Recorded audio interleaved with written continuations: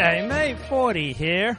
So, I went to the dentist today, and I had these flights of fancy, and I jotted down some notes on yellow pieces of paper and stuck them in my pocket. Thought, this will make a good show, right? About time we talk about victory over sin. I'm just going to go for the ratings tonight. Forget the vegetables, forget the merit. Let's just go for the raw ratings. So I built on those notes, right? You wonder, how is this magic created, 40? Like, how do you do it? Like, how do you keep turning out these amazing shows? And so this is how it works. I get an idea, I jot it down, and then I come home and I put it into ChatGPT. Right, I put about 1,000 words into ChatGPT this evening, about half an hour ago. And I asked ChatGPT to punch it up.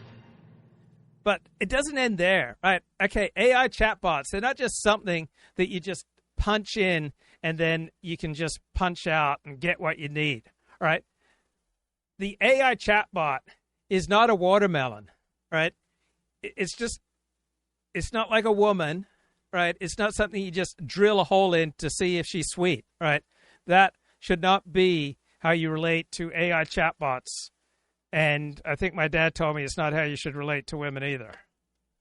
So I put 1,000 words, right? I did the work. I punched that into ChatGPT, and then ChatGPT gave me some suggestions. And then I took the AI and I made it my own.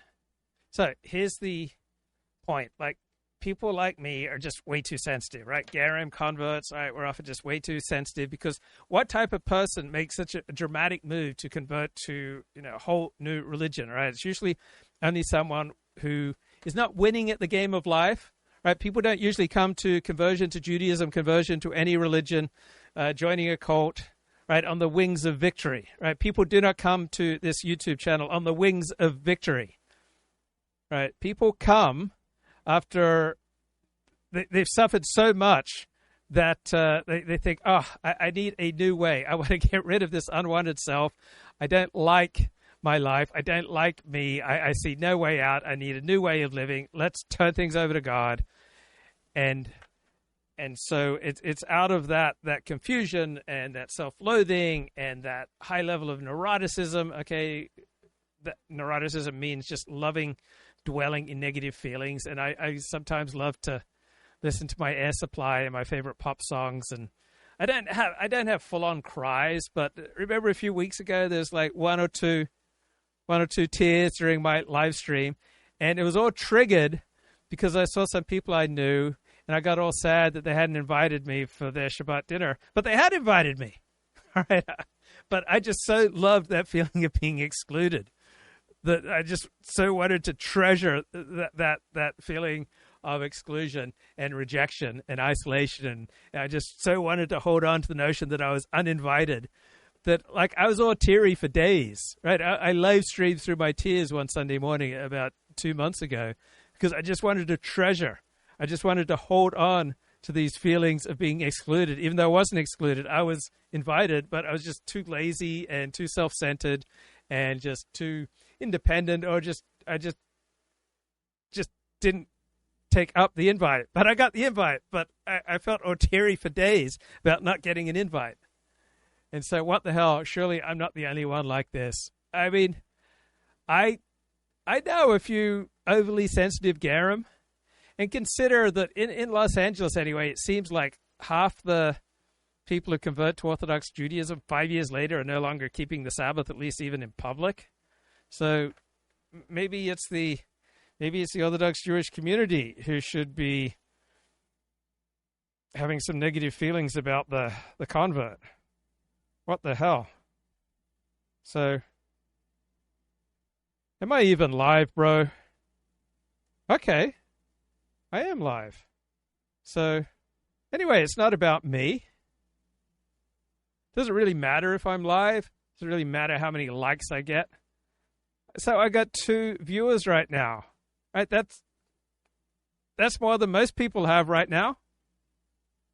Right? And as quality viewers, Nick Land makes the point that AI is doing great at talking to people and terrible at math. The opposite of what we expected. That's fascinating. AI is so good at talking to me. Right. I am so impressed with AI. AI helps me write much better emails because there is a syntax and a grammar for showing emotional consideration, and these things don't come naturally to me. Like, this is what a bad man I am. I learned that someone I know was in hospice, and I immediately went to ChatGPT and asked, what is some kind of inspiring social media message you can post from hospice that will get a lot of likes? I mean, my immediate thought was, wow, he should post on Facebook. I went to the bloke's Facebook and said he should be posting on Facebook about how he's in hospice. I mean, this is really the time to milk other people's sympathy for all you can get. I mean, hospice crashes. All right? God forbid, I could identify with a bloke in hospice who's just like posting madly on social media and like live streaming and trying to fire up the super chats, like just trying to squeeze the last bit of empathy from people. My therapist said I reminded her of some hungry infant who was always like sucking the mother's breast dry because he was afraid that there would never be enough milk for him.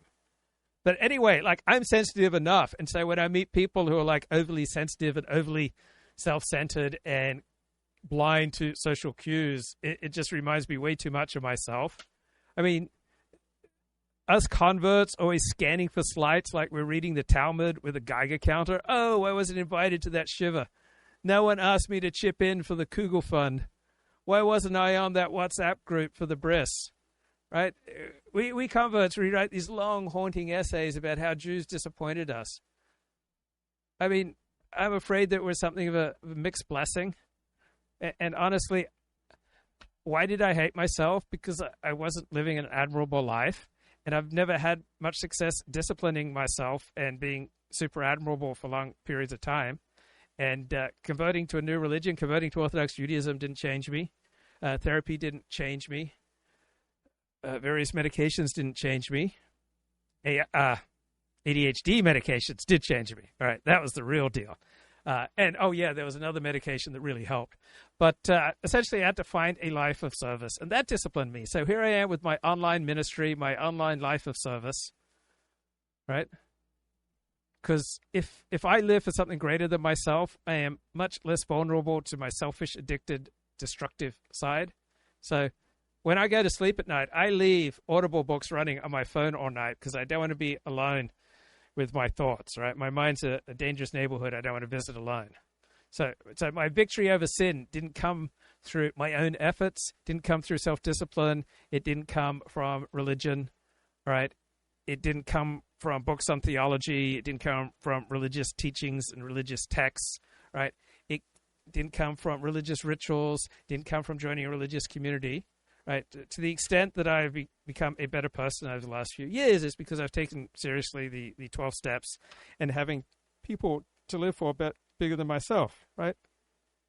Having sponsees, right? Having community, right? Having places where I can contribute.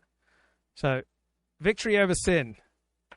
It's a strange concept for anyone who's not a Christian, right? For the serious Christian, victory over sin is a hot button topic, but pretty much nobody outside of Christianity tends to have these big, deep burdens of sin. But to the extent that I've had any success here, it's not because of religion and effort and theology and instruction, right? It hasn't come from status, success, or inclusion. To the extent I've built a better life, it comes from service, right? When I prioritize my clients rather than myself, I tend to lead a better life. When I put other people's needs ahead of mine for at least 40, 50 hours a week when I'm working, and then maybe a few hours extra when I'm 12-stepping people and when I'm being of service otherwise in my community, right? When you're taking meals to old Jews and you're plunging the shul toilet, right? All right, then you're not obsessing over why doesn't the rabbi want me to marry his daughter, right? You're too busy being useful to other people to care. I remember once, many, many, many years ago, I said to my therapist, I'm not sure that anyone at my synagogue cares about me. And my therapist said, well, do you care about anyone? Right? So you don't need invites when you're the one doing the inviting, right? So come on down, come join our ragtag band of sincere weirdos. Right? Converts, right, nurse their wounds, right? Certain people, they just catalog every way that other people let them down, right? But they don't really think about how they've let their family down, their friends down, their community down, their employer down. Right? People worry about their status. Oh, this video I made, it got 1,200 views or it got 75 likes. How many likes did my dvar Torah get? Did the Rebbetzin smile at me? Right? So I'm making peace with being God's forgotten man. I'm out here ministering to the lost tribes of the San Fernando Valley, the producers, the Pilates instructors, and the Jewish stars of independent cinema. Right? I'm like the prophet Hosea, the Navi Hosea. God taught him to marry a prostitute, and Hosea said, okay, what's up? Right? I'm willing to give up my good name to serve the people that no one else wants. So I'm out here inviting lost souls. So I had a friend, he felt really bad that he overslept and he missed this big communal celebration that was going on next door, right? When he got up, we woke up, he opened the curtains, like, wow, everyone in his shul was next door. And he was devastated, right? So it's hard for some of us when we're not the Shakespeare of sleaze anymore, when we're no longer the Charles Krauthammer of double penetration. Right? It's not the love that you can get, it's the love you can give. Right? This is what AI says, guys. Victory over sin comes when you stop being a love sponge and start being a love faucet. Right? I remember when I first came to LA, I would hit the Jewish singles events, and there was one at the Sephardic Temple in Westwood, and I was on this medication, Nardil, that gave me this extreme sweet tooth. And I would go through 5, 6, 8 desserts. I mean, my carnal desires are off the chart. So there's a better way of living, right? There's enough in the Talmud to keep me busy, right? There are enough lonely people out there who I can call and help them light Shabbos candles and right teach boomer Baal Tshuvas how to kasher an air fryer. Right? So you didn't get an invite to the Upsharon, right? Maybe your hair was just too good, right? They were probably afraid that you'd overshadow their kid. Upsharon is an Orthodox Jewish ritual where they allow the boy's hair to grow and grow and grow until his 3rd birthday, and then they cut it off. So being on duty in my community, I get to see everyone, right? For hours. It's great. And my jokes, they usually get a polite chuckle, followed by a very efficient door closing. So I'm starting to think that my superpower is making people walk faster. My main job is to ensure everyone feels safe from my attempts at wit. It's a delicate balance. I stand in the sun so other people can stand in the shade of Torah. Right? It's like being a mensch-shaped umbrella. Right? I ask for conversation during my volunteering. I get the nod and the shrug, which in Orthodox life is basically a restraining order. I asked the guy at shul for conversation as a joke when I opened the door for him. He gave me what he felt obliged to give, which I think was a bless your heart with his eyes. High praise indeed. People want to pass through. They don't want to pay the fee of interaction. The other day, true story, I struck up a great conversation with a stranger on the street. We talked for like 2 hours, like we exchanged numbers, right? And then I saw him the other day. He is now taking a different route to his gym to avoid me. I mean, clearly my charisma is just too powerful.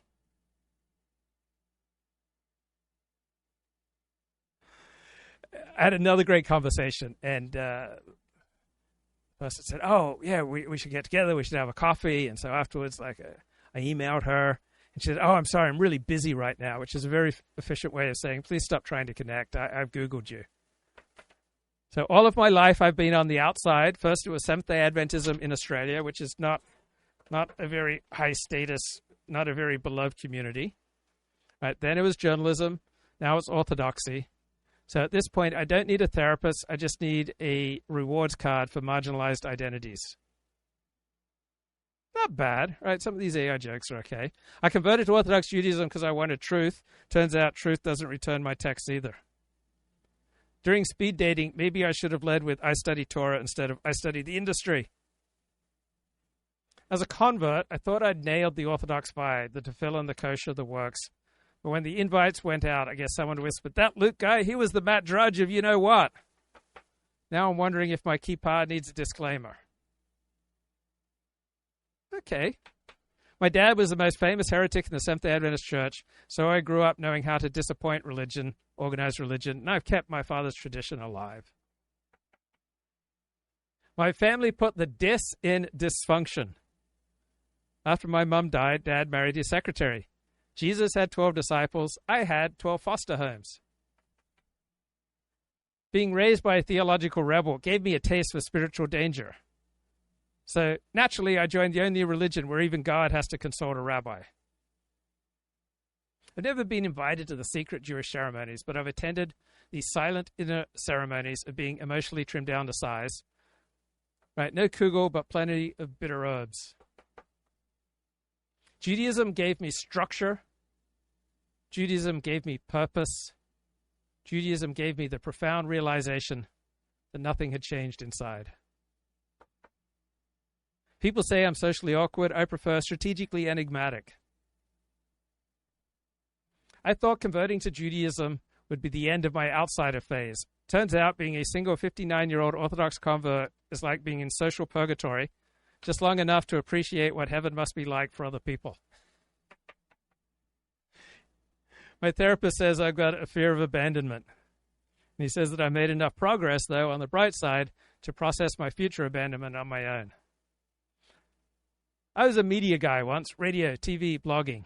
Then I chose a life of prayer and celibacy for the health benefits. At some point, I had to ask myself, do I want to be respected or do I want to be retweeted? Then I realized I was not getting either.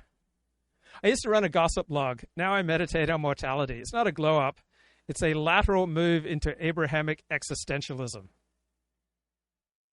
People ask me how I balance my spiritual life with my animal life. I tell them, well, during the day, I find meaning in ancient texts. At night, I'm generating new meaning for modern search algorithms. I am teaching AI, guys. It's all about content creation. As a bachelor convert who reads Torah and Richard Spencer, I've essentially chosen to live in the Venn diagram where no woman ever wants to be. And if you feel down, just remember, young man, there's no need. Young man, pick yourself off the ground because you're in a new town. There's no need to be unhappy. Young man, there's a place you can go when you're short on your dough. You can stay there, and I'm sure you will find many ways to have a good time doing mitzvahs. So PBS Frontline, big show on Syria after Assad. A whiff of charisma, frankly. I mean, I had to almost close my eyes and remind myself I was talking to a Syrian official with the very easy way he talked about Israel. No diatribes, no recitation of 40 years of history, the way Hafiz al-Assad would. Let me tell you about 1948, sort of start of the conversation. And of course, at that time, the Israelis had moved in up on the Golan Heights on and they were bombing. And they were bombing. Israel, long in a state of war with Syria, immediately started bombing and dismantling Syria's remaining military capabilities. Israel's been bombarding every part of Syria's military. Fighter jets, naval assets, surface-to-surface missiles, they have taken out everything. The Israelis say they told the Biden administration what they were planning to do. Al-Shara asked Barbara Leaf to get Israel to stop. He was very matter-of-fact in his requests. He said, could you get the Israelis to stop bombing? They're scaring my people. And he was at pains to say repeatedly, we have no argument with Israel. I don't doubt that Al-Shara has no interest in going to war with Israel. You know who also loves to use the argument we have no argument with? Right? Religion. Religious teachers, religious clergy, they love to say, we have no argument with science. Why does religion have no argument with science? Because science has been doing nothing but winning for the past century, while religion has steadily played a less and less important role in people's lives. And so the new leader of Syria wants to emphasize that he has no argument with Israel. Why does he have no argument with Israel? Because Israel has all the power and the strength, right? when you don't have many options, when there aren't many jobs out there, right? You have no argument with your boss. And Israel is the boss of the Middle East. And Syria is incredibly weak. Michael Herzog was So Israel's strong, and Israel is doing what it wants. Syria is weak, and it is enduring what it must. Israeli ambassador to the U.S. at the time. He told me that Israel was particularly worried about Assad's. If Syria was strong and Israel was weak, do you really think the leader of Syria would be saying, "Oh, we have no argument with Israel"? Right? When people have no argument with you, when people don't want to cause trouble with you, when people don't want to challenge you, when people want to let you know that they will not stand in your way, it's because you're strong and they're weak. Weapons and chemical stockpiles falling into the wrong hands. We all know the background of al-Shara and the people around him. They all come from the schools of Al-Qaeda and ISIS. They all have jihadi background, and that was and remains a source of concern in Israel. How does continuing to strike militarily with bombs encourage al-Shara's moderation? It would seem to me the opposite is true, that encourages the jihadists. Well, Israel is not going to strike military. So why is Israel being so nasty and cruel and brutish to Syria? Well, why are people, to the extent they are, nasty, brutish to you, right? Because they can, right? If they can get away with it, people will basically do anything to you. Capabilities forever. So you really don't want to be weak. You really don't want to be lacking connections, community, people to take your side. Because think about the state of nature, right? The animal that is on the edge of the herd, he's the one who's most likely to get picked off by a predator. The more we do it, the less there is left to destroy. And again, we're talking about specific military capabilities that we do not want to be there because they could be used against us, either by this new regime or by others. Initially, Israel did say the bombing campaign would be brief. I emphasize it is a very limited. Pretty shocking that assurances from countries that have enormous power don't necessarily amount to much. And temporary step. But Israel has continued striking targets for months, killing an estimated 24 civilians in the process. Israel has also seized land in southern Syria, expanding what it calls its security zone. And why is Syria so weak? Because Syria is incredibly divided. The United States is incredibly divided. We have a huge economy, we have a huge military, but we are socially weak because we have so much diversity. That means that Americans have very little in common with each other, as opposed to when I go back to Australia, there's one dominant culture that unites 90% of Australians. There's nothing that unites 90% of Americans. Nothing. Most people in Los Angeles do not even speak English. So how strong and cohesive and effective and how much quality of life do you think that enables the average person in Los Angeles? At an Arab summit in March, al-Shara asked for help. كما أننا نحث المجتمع الدولي على الوفاء بالتزاماته القانونية والأخلاقية في دعم الحقوق السورية في الضغط على إسرائيل للانسحاب الفوري من الجنوب السوري. I think behind Israel is an agenda, is an intention to weaken Syria, to break it up, and to expand Israeli boundaries without any accountability by the international community. And that is really the recipe for future violence, not for... Oh my God, there's no accountability from the international community. Allow me to ask you, how many brigades does the international community field?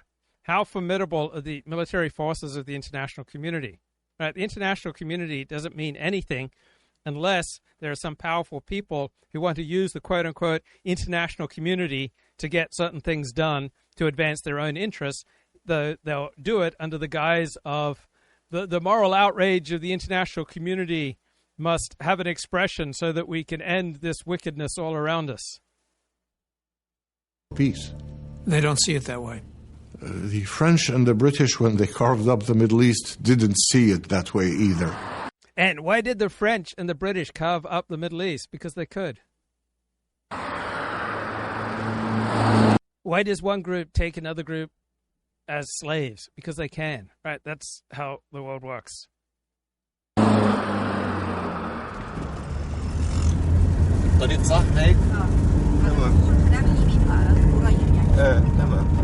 By mid-January 2025, when I returned to Syria, I was planning on seeing al-Shara again, but it seemed he was distracted. So why do people talk to journalists? Because they think it's in their interest. And for most people, most of the time when they talk to a journalist, it is in their interest. Most people do not feel betrayed and let down after talking to a journalist, right? People do it because it's in their interest. And when do people not talk to a journalist? When it's not in their interest, when they have more to hide. His honeymoon was coming to an end. Resistance to his government was emerging around the country. A large pocket was here in the south, in the city of Sweda, the heartland of Syria's Druze. The Druze are a minority religious group, an ancient offshoot of Shia Islam. And since al-Shara came to power, they have been reluctant to support him or trust his jihadist followers.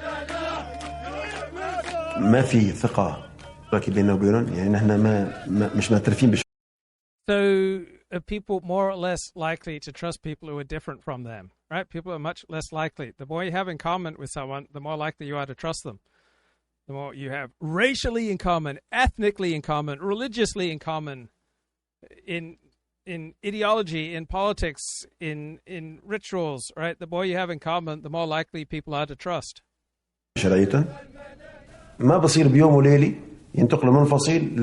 Right, Syria is a mess because it has all these different factions, and it was ruled by this tiny Alawite minority, right, under Bashar al-Assad.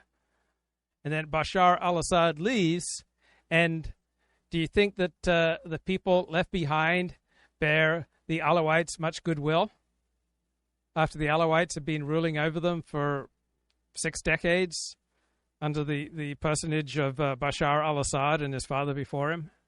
Shakib Azam is commander of a large Druze militia called the Mountain Brigade.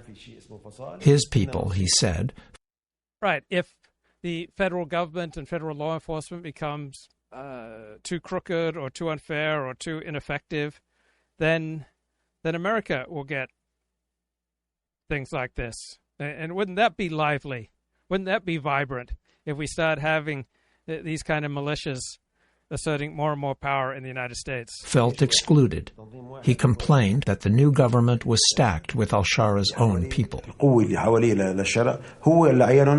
كقاضي أو كوزراء أو مسؤولين بجمهورية كلها وجه كل شيء معه هو الموجودة كانت معه هذا اللفيف اللي حواليه لإدارة هاي البلد يعني هذا الحكي ممنوع هذا الحكي نحن عم ننتقل من.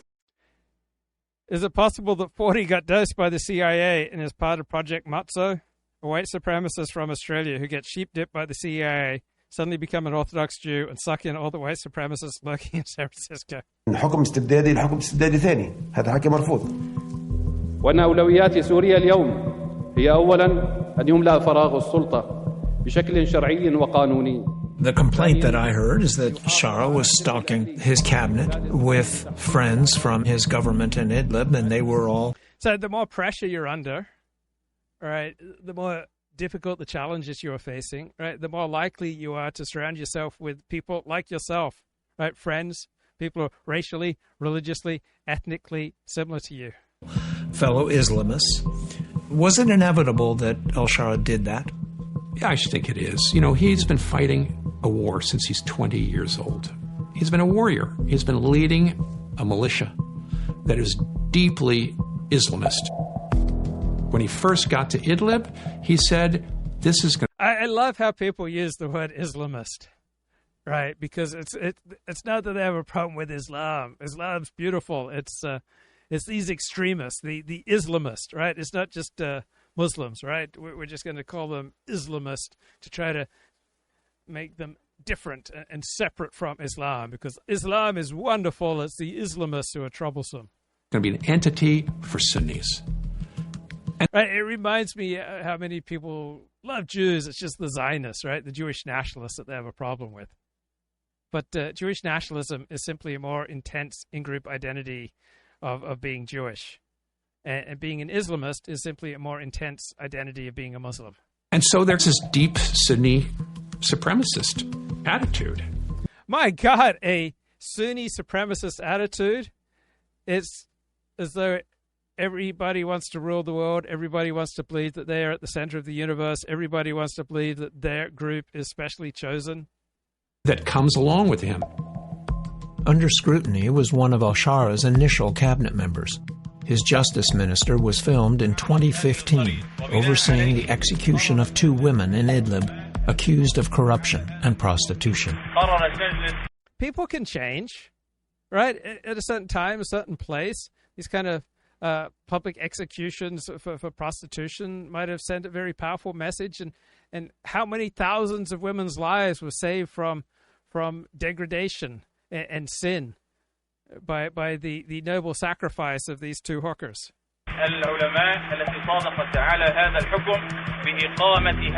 How do you explain?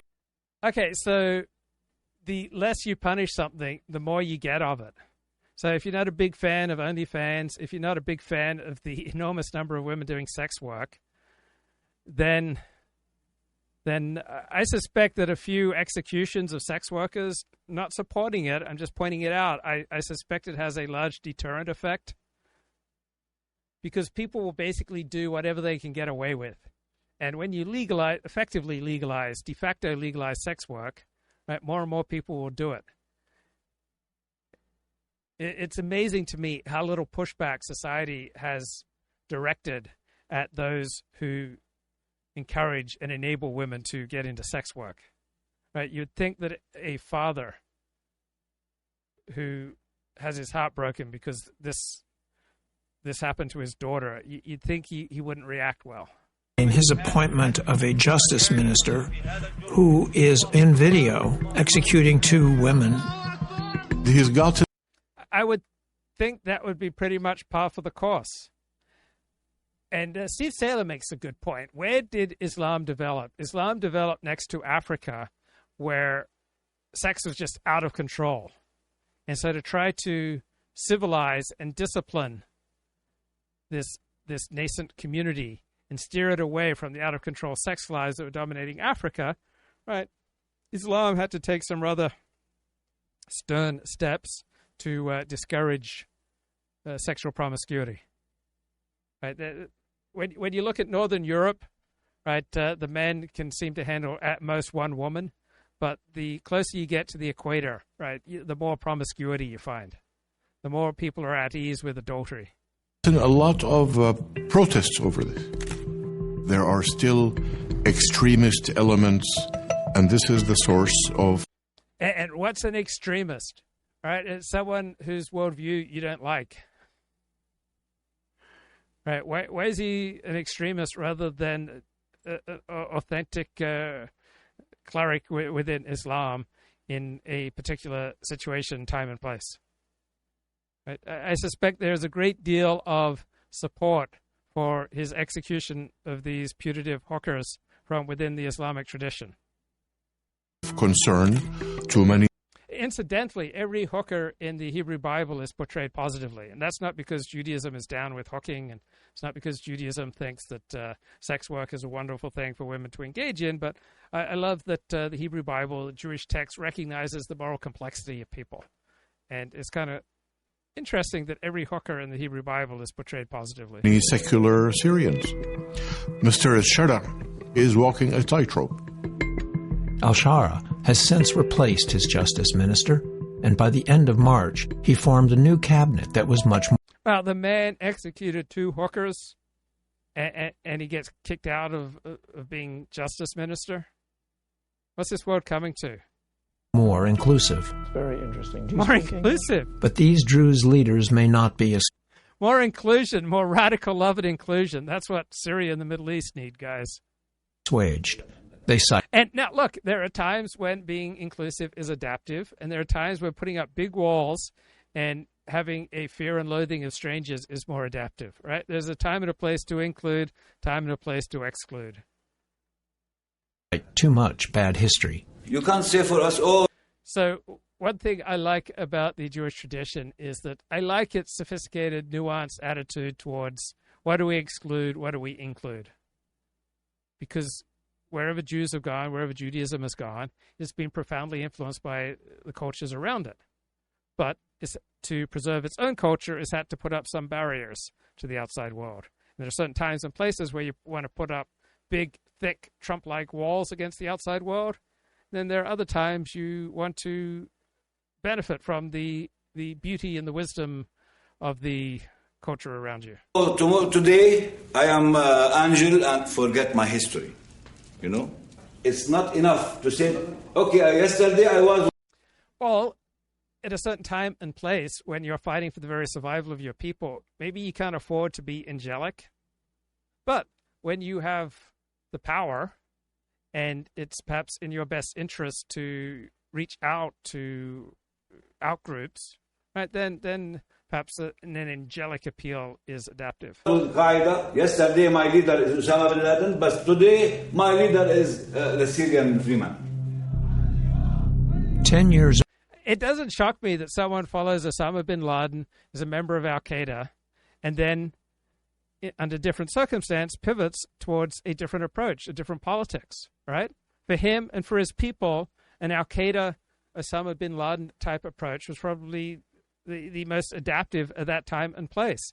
And now he's in a different time, he's in a different situation, and so a different hero system, a different program is probably more useful to him. Earlier, members of al-Shara's group executed 20 Druze in an Idlib village, accusing them of heresy. Al-Shara's group later said the attack went against his orders. There's a very important struggle going on right now. Today in Sweden, the Druze are refusing to give up their guns. How many men do you have in all? Right, in a dangerous, diverse society, it is suicidal to give up your guns. Arms. جميع مواطنين السويداء مقاتلين. نحن متمسكين بسلاحنا، عندنا ثقة هذا السلاح هو أماننا. The day after my meeting with the Mountain Brigade, we got a tip from a local journalist. There was a large convoy of al-Shara's soldiers patrolling in the nearby countryside. It's a big convoy. It is a big convoy. Let's try to follow them. They were going from town to town in a show of force, assuring Syrians that al-Shara was restoring order in the country.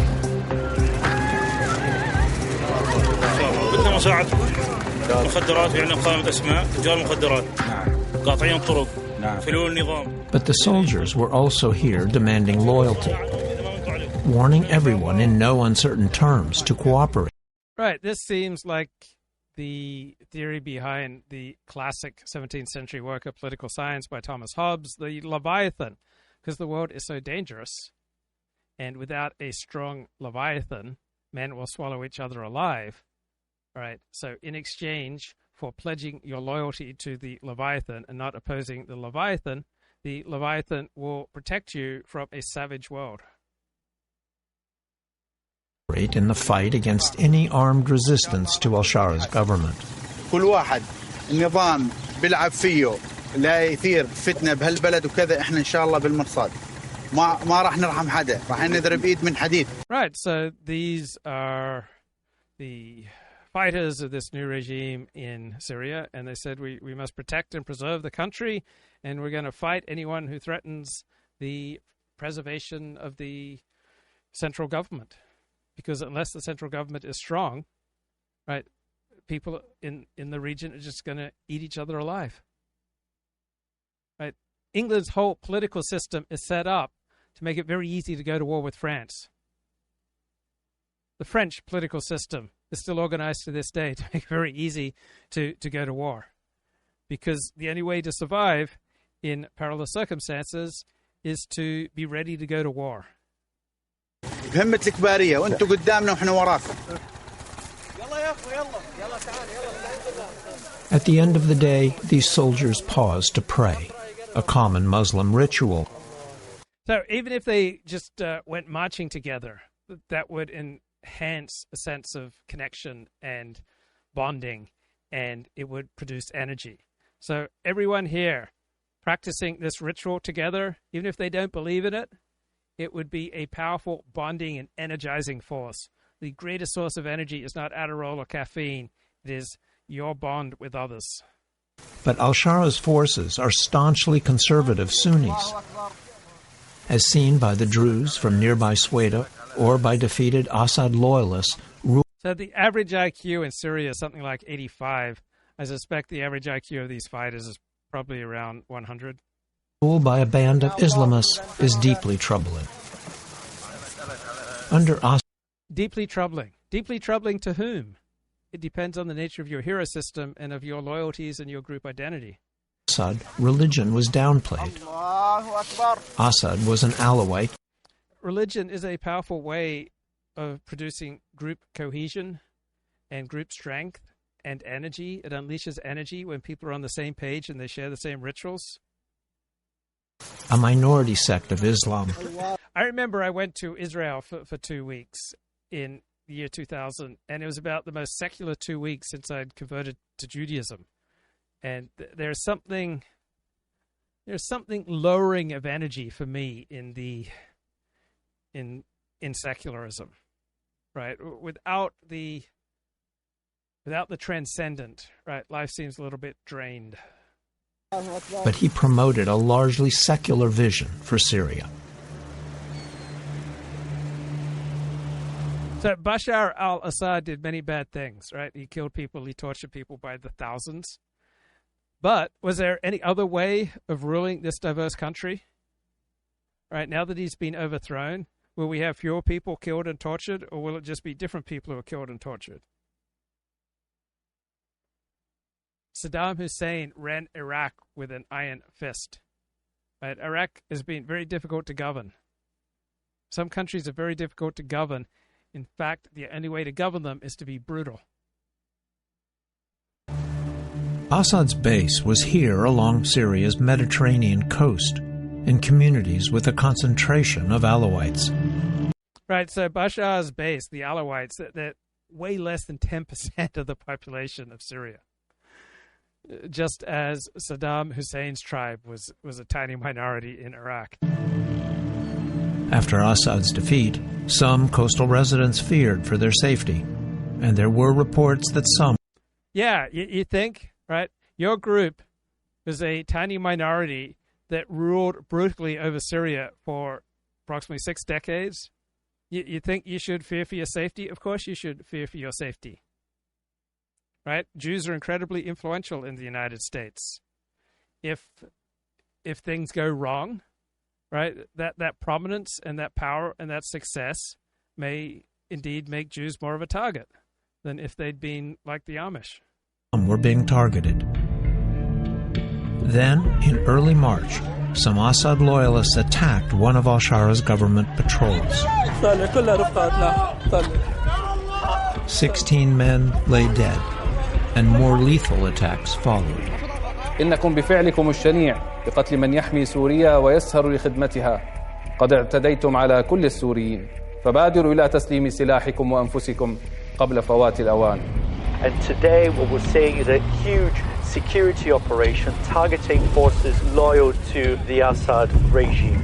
And so there was a general mobilization.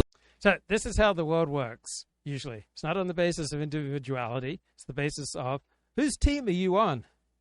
That's what people want to know. They want to know if you're a Jew, an Orthodox Jew, an evangelical Christian, if you're primarily on team gay, on team socialism. Right? The world works in collective ways. Of the military. And then the mosques began to call for jihad.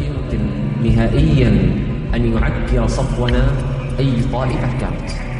والله ثم والله ثم والله إننا نتوق للاستشهاد ونتوق للقتل. It's pretty normal and natural to want to slaughter people who were brutal to you for 6 decades. And it's not surprising that there are many people in Syria that want to slaughter the Alawites who were ruling over them for 6 decades. Elites are not particularly popular in America because Americans, by and large, don't feel like they've been well served by the elites. So the hatred for elites hasn't reached these levels yet in America. But it did in France, right, leading to the French Revolution. Tensions had been building for weeks, with provocative online threats like these against the Alawites. Some linked to suspicious foreign accounts.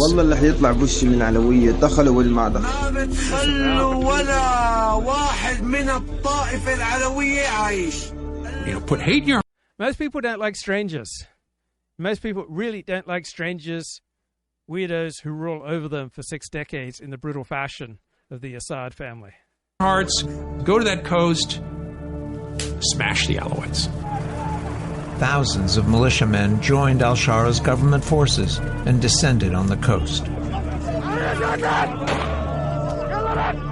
And then just a flood of videos began to come out, and some of the soldiers and these militiamen making Alawites, long strings of them, walk on their hands and knees, bark like a dog. And then they started carrying out these massacres.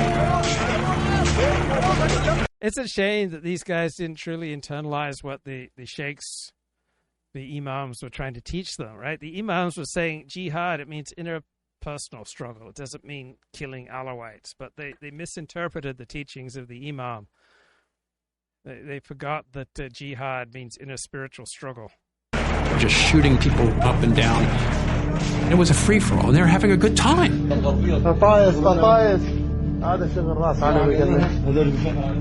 هلا طهرنا الساحل دون نظام طهر. هلا يعني هاي الفرحة صراحة أحسن من فرحة النصر بالنسبة لنا. يطلعوا الذكور أحيانا على السطح طلق هذا الرأس. ذكور نساء حتى أطفال عمر سنة كانت انقتلت، حتى جيراني كانت المرأة حامل 7 شهور تم قتلها. This eyewitness says 3 of his family members were executed. We're blurring his face to protect his identity. I'm just getting a sense that diversity is not a strength for Syria. Now, why would diversity be a strength for America? If, for example, most people in Los Angeles, right, can't speak English, how does that make LA stronger? أنت سني أم علوي فقط لا غير. Right? Are you Sunni or Alawite? That was the only question. Well, that is how the world works much of the time. It's like, which team are you on? Which tribe are you in? Right? The world is not usually going to treat you as an individual. The world will primarily regard you as a member of a particular tribe. And different tribes have different interests. تمكنت إني أتخبى ببيت قيد الإنشاء وبهالطريقة نجيت. وإليه النشور.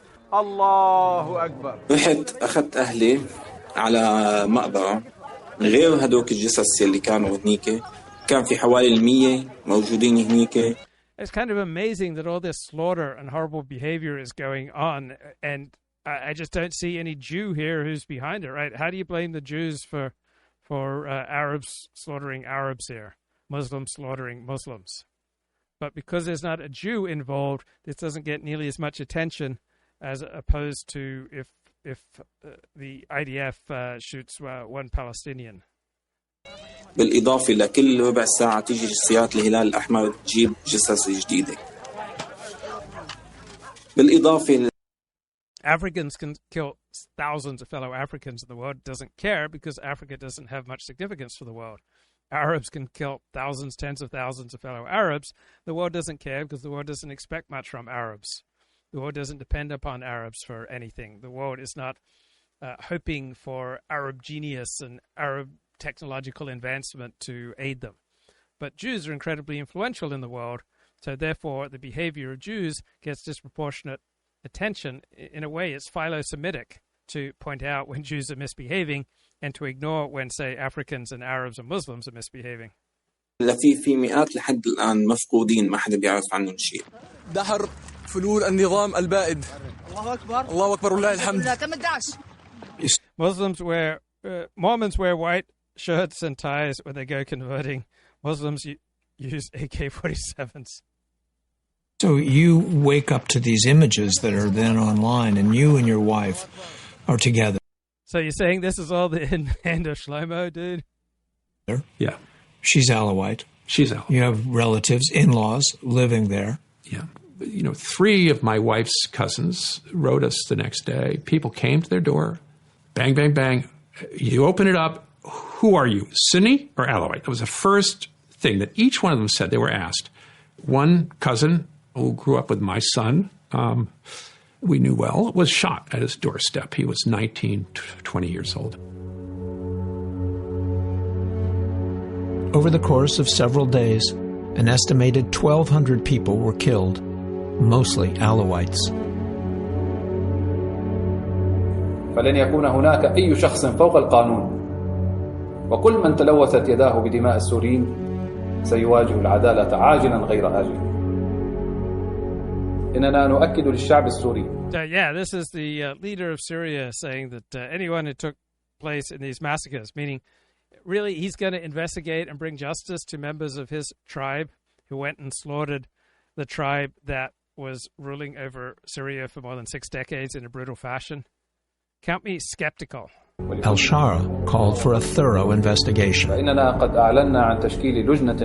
they're forming a fact-finding committee. That sounds pretty serious. الحقائق للنظر والتحقيق في أحداث الساحل وتقديم المتورطين إلى العدالة وكشف الحقائق أمام الشعب السوري. This investigation committee, will they actually provide the reports with names? With those? There are nation-states that are low in corruption, all right? But they are primarily nation-states filled with either Northern Europeans or the Japanese. People be held accountable, those are real tests. So look at them and ask Al-Shara, if you do that, we trust you. If you don't, no, we don't trust you. Damascus says it has successfully contained the offensive on the coast.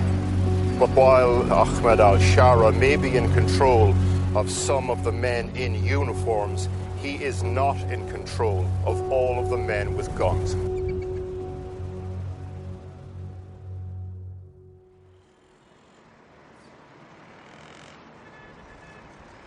It is in Syria's far northeastern corner where al-Shara faces perhaps his biggest challenge.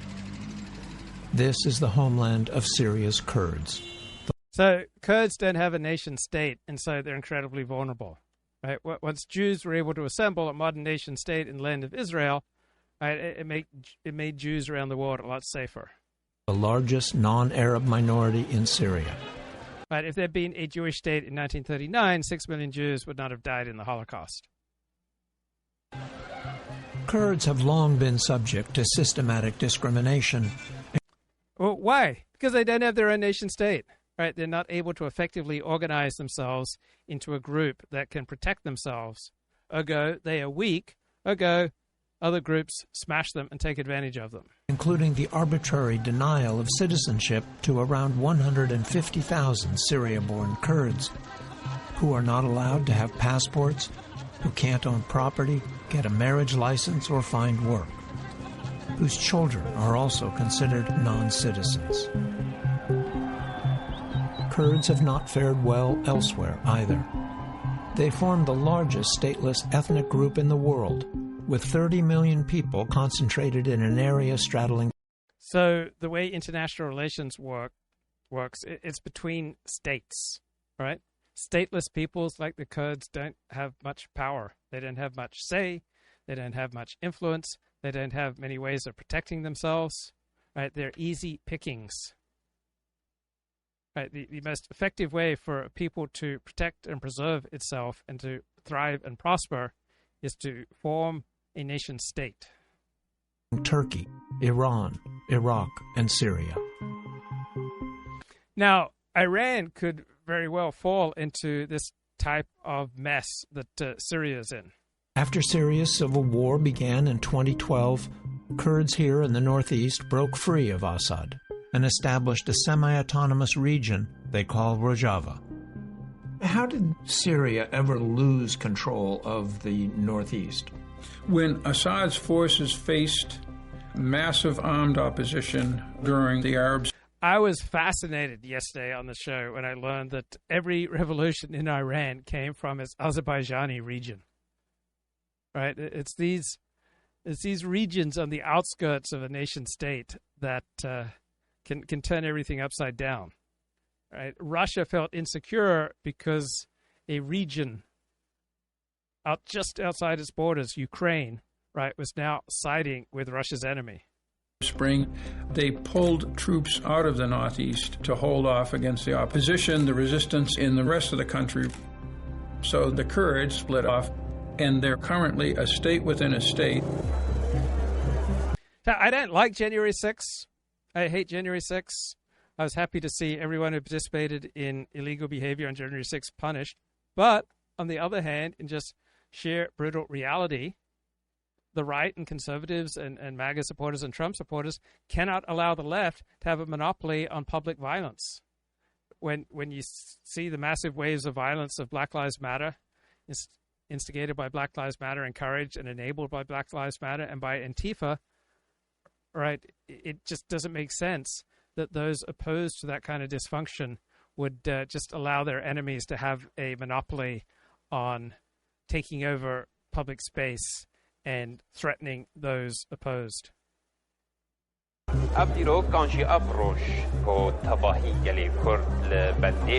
right, an armed society, an armed community where you never know who's carrying a weapon, that's a very polite community. I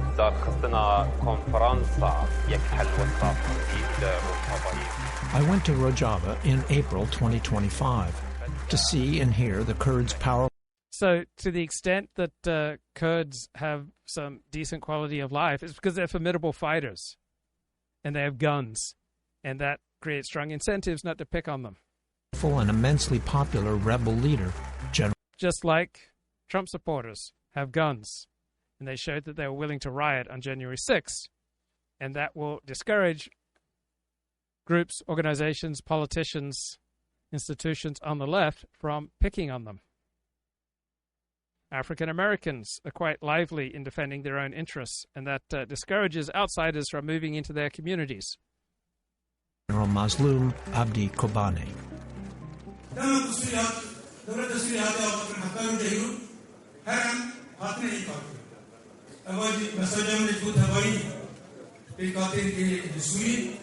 So they're sending a message to the government in Damascus. We advocate for a Syria where all communities are equally represented in the Constitution. So the normal, natural way to organize a nation is largely on racial grounds. Right? That is a normal, natural way of organization. But people who aren't part of the tribe, right, here, the Kurds are demanding full inclusion, right? They want a colorblind, right, racially blind constitution. But that all groups are going to be equally represented in a constitution and a system of government is not the normal, natural way that states function. Right? Most states have a core population. So in Japan, it's about 95% Japanese. China is well over 90%. Is it the Hung Chinese? Right? China is over 90% one particular group of Chinese. Right, that is fairly cohesive.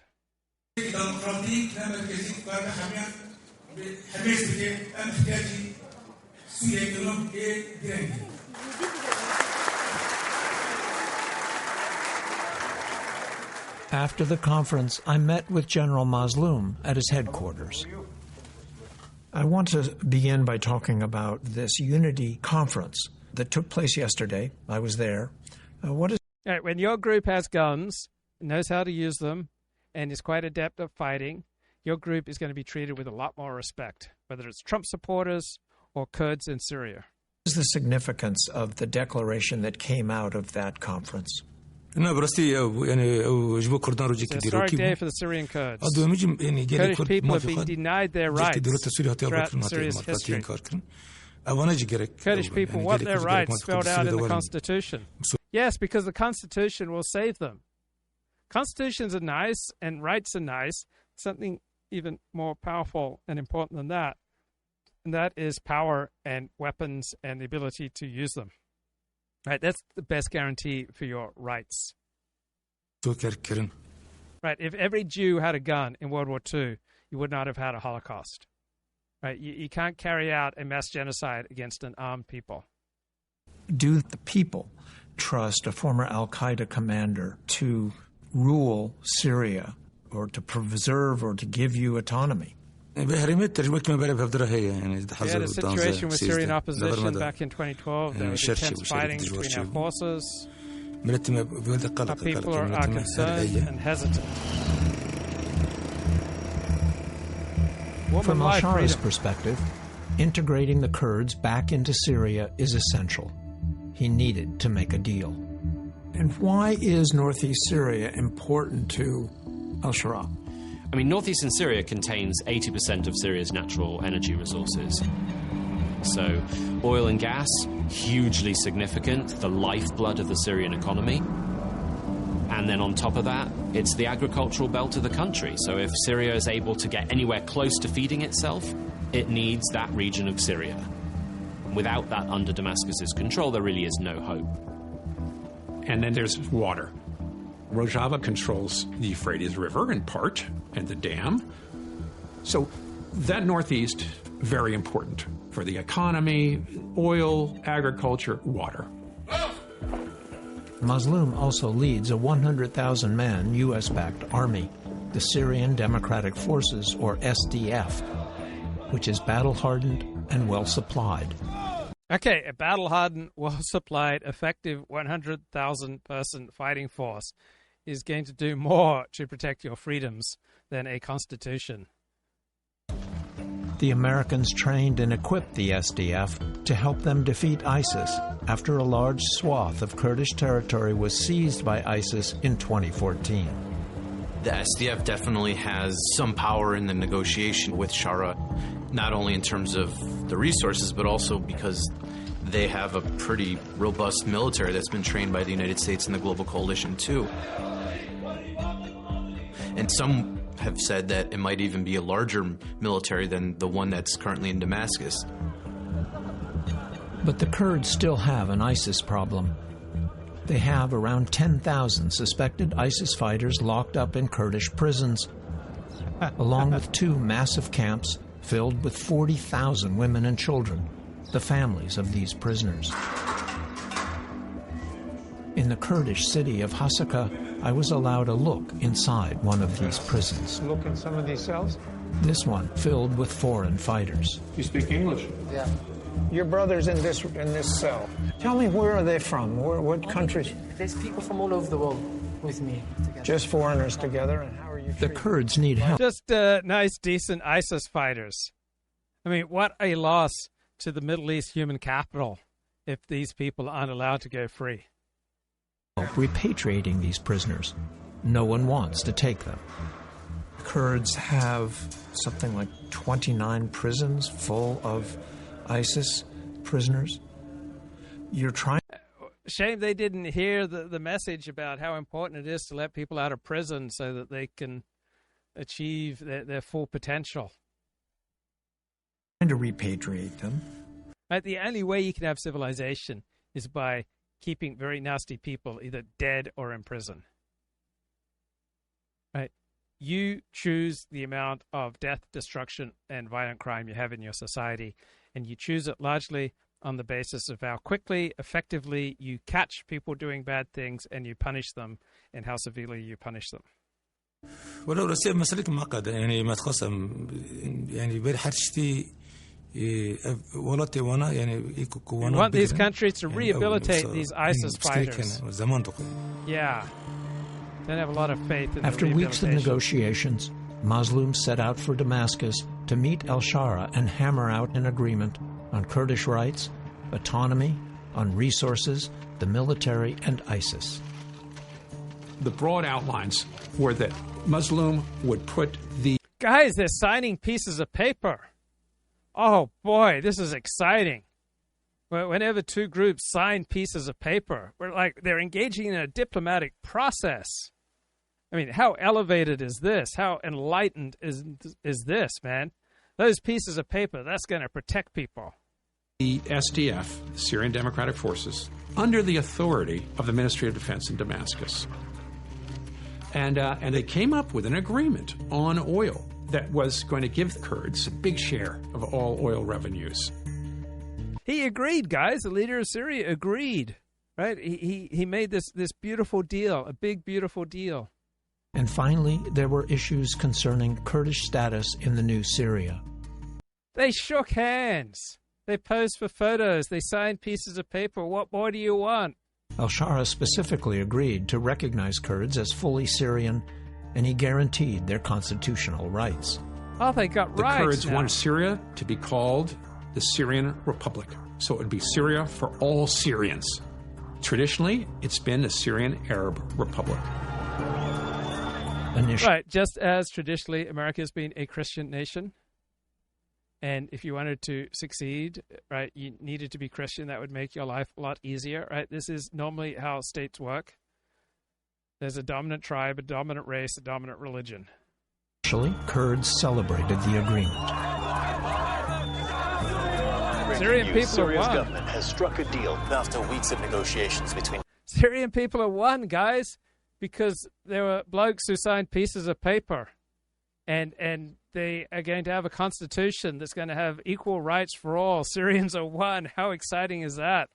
Right? This way, Syria gets to have the benefits of diversity and the benefits of unity. This is win-win-win. In Damascus and the Kurds. Syrian state is Syrian state is recognizing the Kurds. As an integral part of Syria. That's so exciting. A major development. Major. Then, 3 days later, Al-Shara issued a new Syrian constitution. Wow. It was not what Mazloum envisioned. Oh. It said Syrian Arab Republic right at the top. And it didn't write the Kurds in. It did. Yeah. Most countries, most nation states are going to come from one dominant people. Right, Arab, European, Japanese. Right, the idealization of a nation state where there isn't a dominant culture, a dominant race, a dominant religion, a dominant way of doing things is theoretically exciting.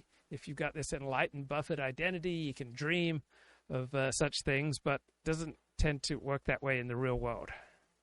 Didn't give them representation. It didn't outline the agreement.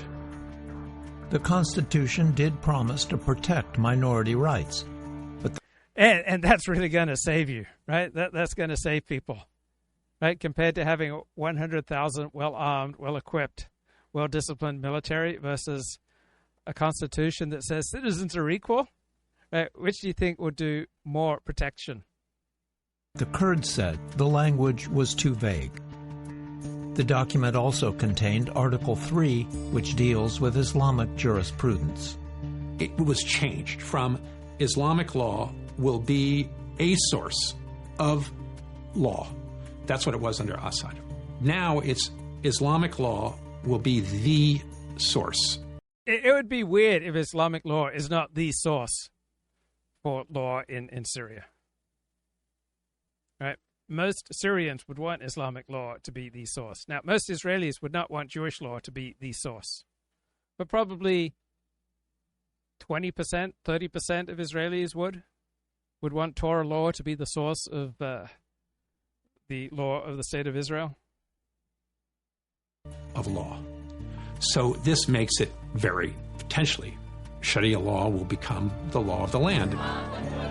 This sent a shudder through many of the minority communities.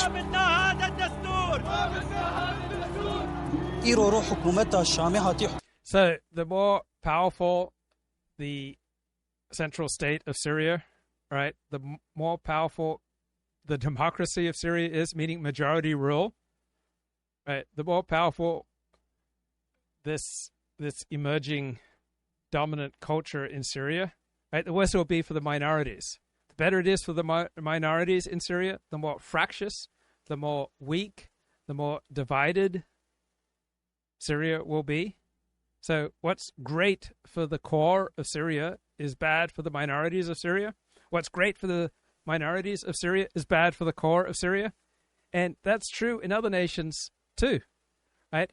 Australia is stronger having one dominant culture. It sucks for those who are Seventh-day Adventists or Orthodox Jews because you are largely excluded from that culture. The stronger the core, the majority is in America, the worse it will be for minorities. The better things are for minorities, the more rights that are guaranteed to them, right? The less democratic America will be, the less united, the less cohesive, and the less strong. حكومة أحمد الشرع دخوازي ودولتك سر آوايكي سنيب سر آوايكي أولي بأف أم قد قبولناك.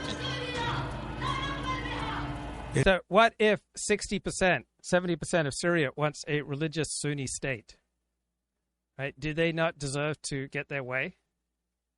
Right? If 60% want a religious Sunni state, then why is it wrong for them to get what they want?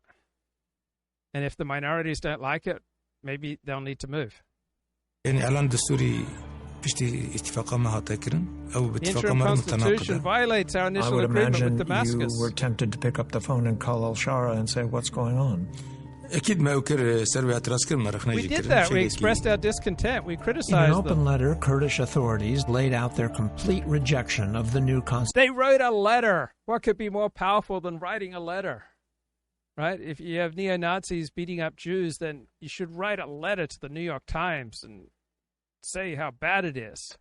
Right? Maybe write a letter. That sounds like a powerful thing to do to protect your people. Constitution and its attempt to recreate a dictatorship. Syria, they wrote, is a homeland for all its people.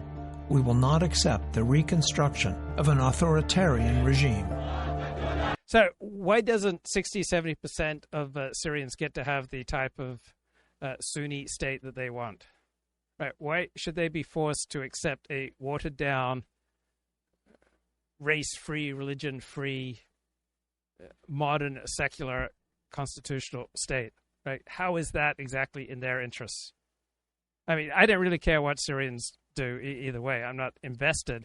But the notion that, it's just so obviously better if Syria is some kind of watered-down secular state with significant rights for minorities, right? That's definitely better for some Syrians, and it's worse for others. Probably worse for the majority of Syrians.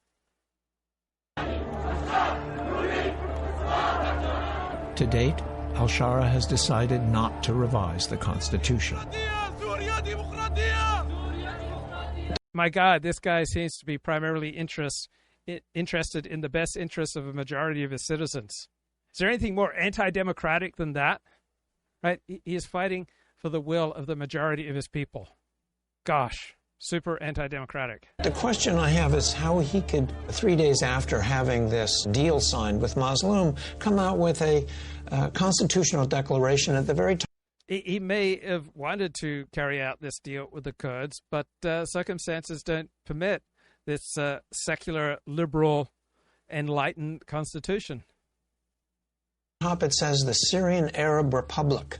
Yes, that is a glaring piece that has not been fixed. He's making mistakes. Now, I went back to speak. If only the leader of Syria would listen to America's foreign policy elite, right? The blob. Right, we have all sorts of busybodies who want to poke their noses into the affairs of people all over the world. Right, if only those doggone Syrians didn't listen to us when we try to teach them how to construct a watered-down secular constitution that includes super minority rights coming at the expense of the majority and coming at the expense of democracy, right? When you give out rights to people, you are reducing democracy. When you extend democracy, you're simultaneously reducing rights. Right? Rights and democracy don't go hand in hand. They are in conflict with each other. You love rights, then you have much more skepticism and opposition to majority rule and democracy. You love majority rule, you love the power of democracy, then you have to be willing to give up rights. via Zoom with Ambassador Barbara Leaf. If he wants a stable Syria, he's going to be compelled to take into account the changed landscape of Syria, changed by 14 years of this brutal civil war. But he has to look at a longer scope of history where these communities were pitted against one another. So the high degree of mistrust is in multiple directions. But why do these different groups have mistrust of each other? Just because they don't share the same religion, the same practices, the same race, the same tribe, and suddenly they're all filled with distrust? Shocking. They all mistrust Damascus. Okay, that'll do it for this evening. I'll talk to you later. Bye-bye.